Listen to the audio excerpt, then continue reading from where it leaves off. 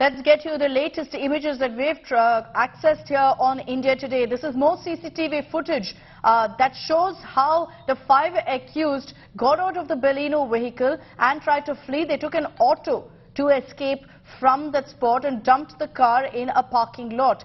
We're going to be playing out that entire sequence for you. These are more CCTV images that essentially helps us piece together the exact sequence of events. Now you see on the stretch there are cars parked, there's also an auto parked, there are men standing there having a chat. What you'll see right now in moments from now really is a Baleno that drives up till there and the accused getting out of the car and taking an auto. And this confirms essentially that they knew that they'd hit Anjali, dragged her for 12 kilometers, and then they tried to escape from the spot to ensure that they don't face any action or any problems. These are the latest CCTV images that we've accessed here on India Today that show how the accused tried to take an auto and get away from that spot, ensure that they don't face any problems either.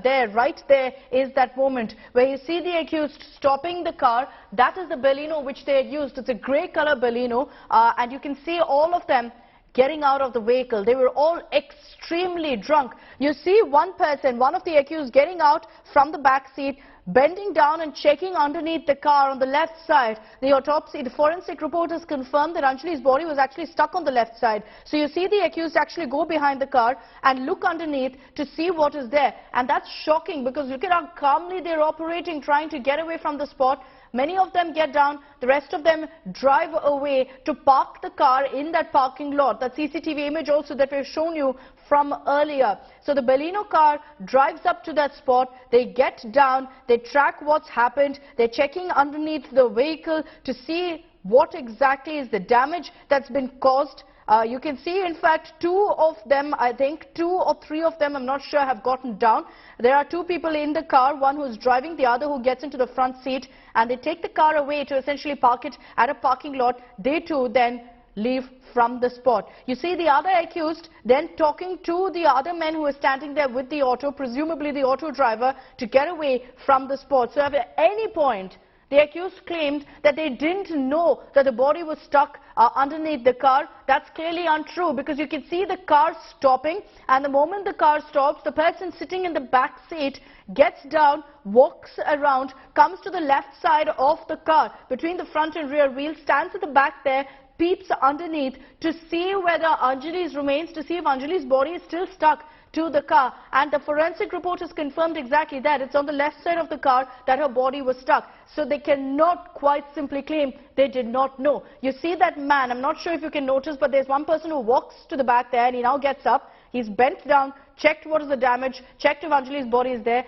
gets off and then walks on to the side to catch an auto. There are 2 people left in the car who then drive away to dump the car in a parking lot, and then they too take an auto and get away from the spot. This is at, we're trying to ascertain the exact time of this particular sequence, but this is from 1st January, right after the accident.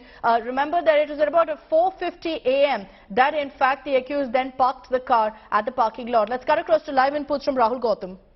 तो हमारा सबसे पहला सवाल उनके साथ यही था कि जब 2 जनवरी को अंजलि की माताजी ने ऑलरेडी 302 के लिए बयान दायर कर दिया था, तो अभी तक इस केस को 302 में क्यों नहीं लिया गया? पहली चीज।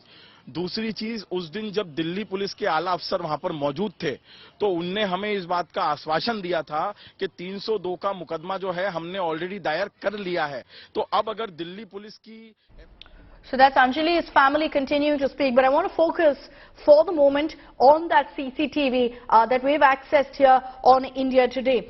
You can see a grey Baleno, which is the car in which, in fact, the accused were in, which dragged Anjali's body, stopping there next to an auto. The moment they saw an auto, they stopped very calmly.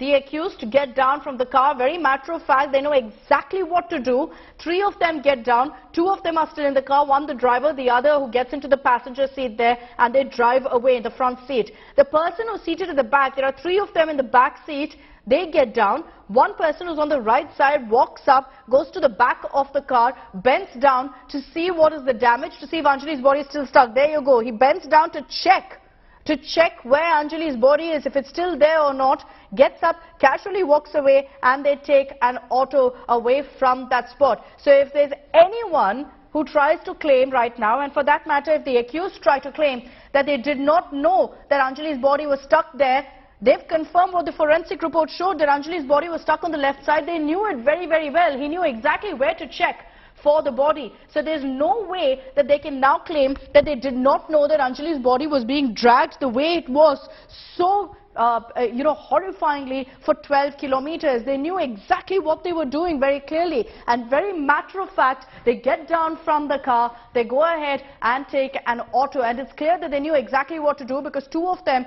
one of them seated in the back, gets up, goes to the front seat to sit down there. The rest of them just get down and move on to take the auto. So they planned soon after hitting Anjali, dragging her, how to get away with this crime as well.